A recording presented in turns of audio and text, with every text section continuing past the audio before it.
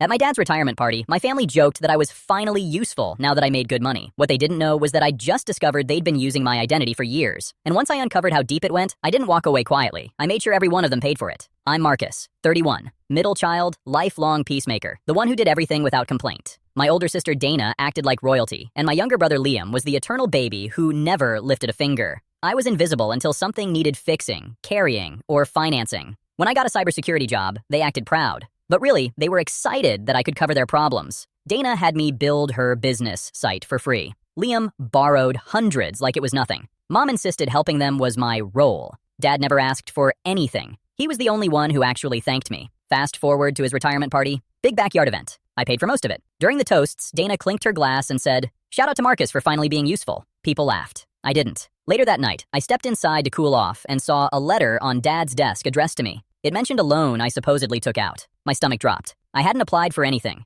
I spent the next week digging through my accounts, my credit report, old statements. I found dozens of things I never bought, never signed for, never even knew existed. A phone plan, a furniture line, a credit card, a personal loan, 5 years worth. Someone had used my social security number, repeatedly. And when I followed the digital trail, it was obvious who did it. The applications came from my parents' Wi-Fi. The email was a variation of Dana's. The handwriting on the signature lines, Liam's. Mom later admitted she knew, but didn't want to ruin the family bond. I confronted them. Dana said, "You make more than us. Relax." Liam smirked like it was a joke. Mom told me to stop being dramatic. I told them I was reporting everything. Dana snapped, "You destroy your own family over a little money?" "No," I said. "You did that yourselves." I didn't call the police. I called the bank's fraud department. Once I filed the identity theft claim, everything moved fast. The bank froze accounts, flagged the applications, and escalated it to the state because the fraud involved multiple lenders. Investigators contacted them directly. Their names were tied to the address, the devices, the login attempts. Suddenly their smug confidence evaporated.